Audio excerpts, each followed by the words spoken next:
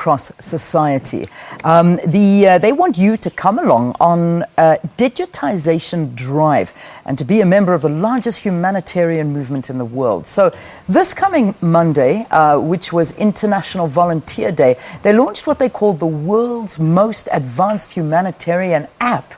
Dying to hear about that. Members of the public can download this app and use it to view volunteer opportunities in their area, donate blood, money or services, or just basically to keep updated. So let's chat a little bit to SARCS board chairperson, Ms. Connie Motshumi. Good to have you, Connie. Thank you very much for coming into the studio.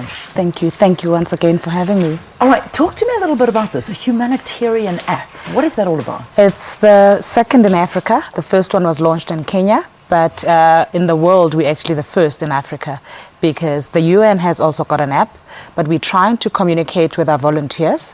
We're trying to communicate, keep up with the world trends, but keeping up and also informing people about issues that are happening within their areas. Yeah. So you get an emergency alert if there's a fire in your area or if there's a flood. For instance, what happened in the recent weeks in Johannesburg. Yes. If the app was already launched, people within the area of Gauteng would have known that there is a flood in a particular area if you had downloaded the app. Okay, what is the name of the app firstly? Let's get that. It's the Volunteer Management App. Volunteer Management App. Management App. Yeah. And it's South African Red Cross. So it's area specific.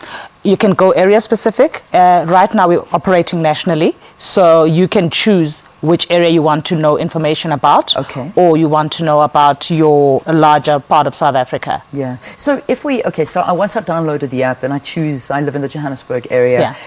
What is it that I will find? Will I get alerts?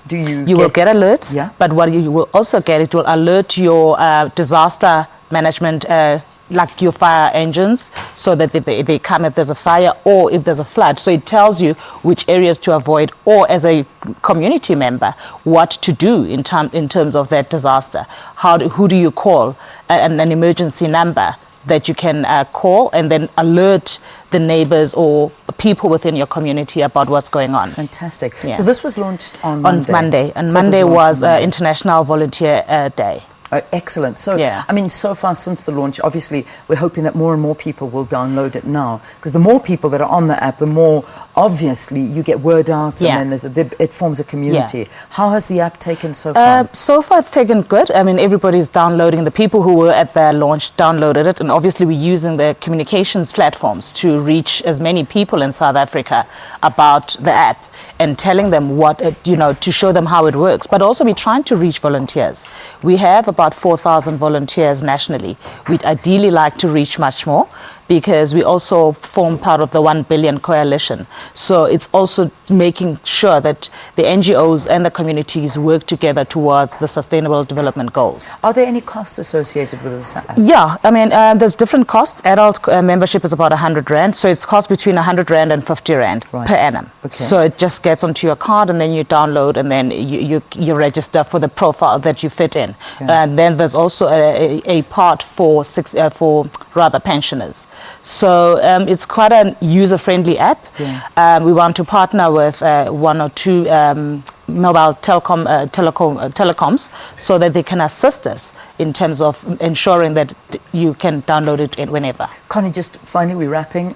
This is obviously not a first. I mean, it must be. I mean, Red Cross is an international organization. Is this used around the world? How effective is it? In the world, in fact, we are the first. In the Southern African region. Right. And then Kenya was the first, and then we are the second. So it's actually a world first in a way. Okay. Yeah. Wonderful. So South Africa and Africa is leading. Excellent. That's so great to hear. So go onto any app store. I imagine it's available Android and iOS as well. Go onto the app store and search for the South African Red Cross app. Okay. Yeah. And you will be able to download it on your phone and then follow instructions thereafter. So, Connie, good luck with it. Thank you very much for coming in and talking to us about it. I'll certainly download it as well onto my phone. Connie Motshumi is the chairperson of the South African Red Cross Society. Thank you so much for being with us. All right. So, sports.